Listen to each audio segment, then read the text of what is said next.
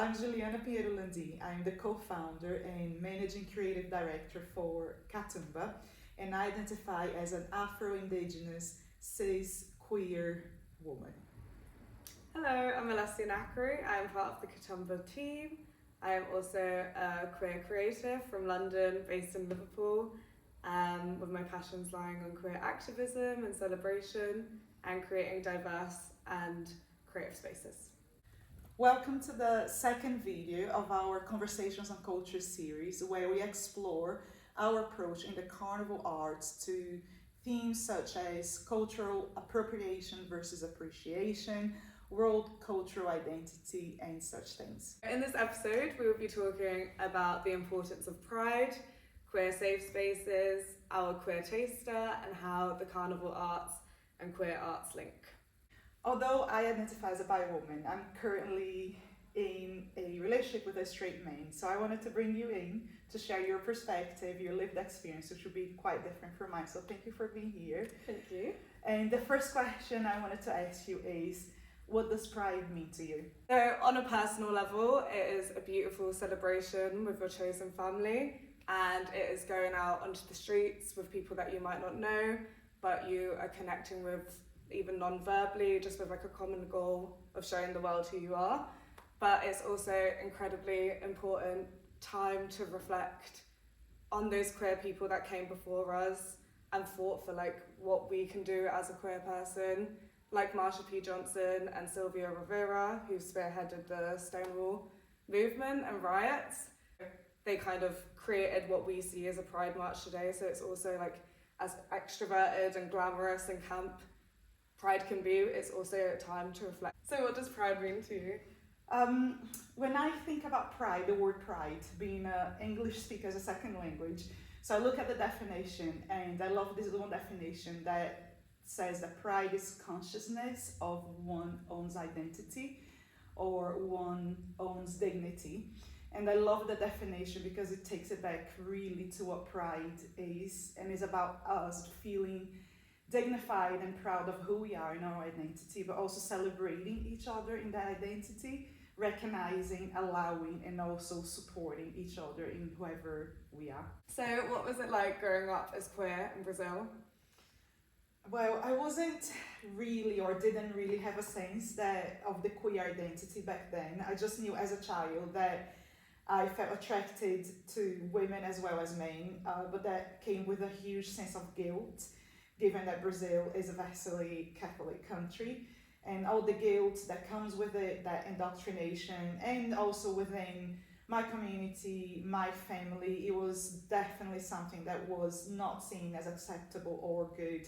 So it was really conflicting for me. It was really only when I left Brazil and I moved to America that I started to explore, and I started to feel more comfortable, actually see that there was actually something to be celebrated, not only accepted, and that made a huge difference for me. I had quite a similar experience. So I grew up in London, and you'd expect London to be like very free and anyone can kind of just be who they are there because it is such a big city, and it is definitely like that to an extent, but I think when I was growing up there it still had those like kind of microaggressions towards queer people. I went to an all-girls school where it was like just a very common insult to be called lesbian, like that was just like an insult that we'd say. It does very like much stick in your head as like that's something you don't want to be then, so I was very much pushed into the closet. And then when I moved to Liverpool, I came across people who were like myself, who weren't like necessarily a lesbian or straight, but were like pansexual or bisexual. And yeah, it was just like amazing to move to a city where there's like so many like queer creatives who were just like being free about who they are and very open about it. So that really helped me come out and yeah, just like explore that side of myself. And it just shows how important representation is as well for younger people who are struggling and going through that, you know, affirmation or seeking their identity, to see that represented and see that in the community as well. And I saw nothing like there was like really extremes in Brazil. Even hearing, I remember now hearing, you know, as a hugely patriarchal and sexist society, culturally, when I was growing up, even more so than now, but I would hear things like from other men. I even understand being attracted to other men because men are amazing, but women being attracted to other women, that's disgusting. Oh my god. Just for the idea of like, how can you be rejecting the male figure? So Brazil is the country in the world that kills the largest amount of trans women. And it's also the country in the world that consumes the largest amount of trans porn. So you have that dichotomy, and it's not unrelated, it's very connected, the reason for those two things existing in the same place. So whereas you have that over-the-top expression during Carnival, etc., you also have the huge internalized homophobia, transphobia, and being expressed as violence and as a violent act as well, which is really challenging. But it does bring together that element of pride and carnival expressions in that way, as rebellion, as an act of protest and self-expression. And Katumba existing within the world of carnival arts, we couldn't not acknowledge that and bring that as a huge part of our identity and a huge part of what we do. We act in the carnival arts, so we are perpetuating that art form and how the art form is represented and it exists, and that's a huge part of it, the queer identity, presence. But beyond that, because we also bring people together, we act in the community using carnival art forms, it's a huge responsibility for us to make sure that people feel accepted, included, and represented, not only in a passive way of, oh, we are open to accept everyone, but that actually we are shaped by those identities of people who make part of our community. And so that's why we're doing a queer taster. Yeah, so we are opening our doors up to our queer family and community on the 12th of August, because there are not many spaces that queer people can feel comfortable, especially when it comes to movement and well-being.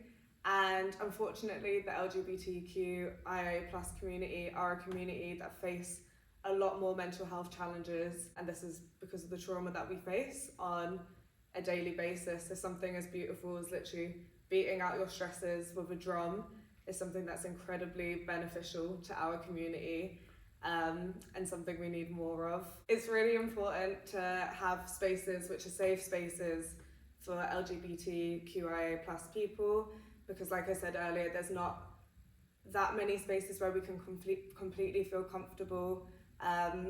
Like you mentioned in the previous conversations on culture, that code switching is something that global majority people have to do to kind of feel comfortable in places that are white dominated, and that's also something that queer people have to do, especially gender non-conforming people or trans people, because they have to kind of test out environments, I guess, to see if they're safe for them, especially if there's like normally quite like a heteronormative presence within them, whereas having these like queer safe spaces, that takes the pressure off of that and completely like takes away any anxiety regarding that. Yeah, it's just very vital for a queer person's like growth within their sexuality, within their gender identity, to hold these spaces where they can just completely connect with other people who do have those shared lived experiences as well.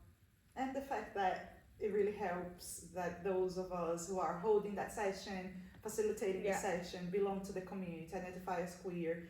So it brings that extra element to it that is truly, we are going to hold a really safe space with everything that you said. So make sure you buy tickets. See you there. See you there.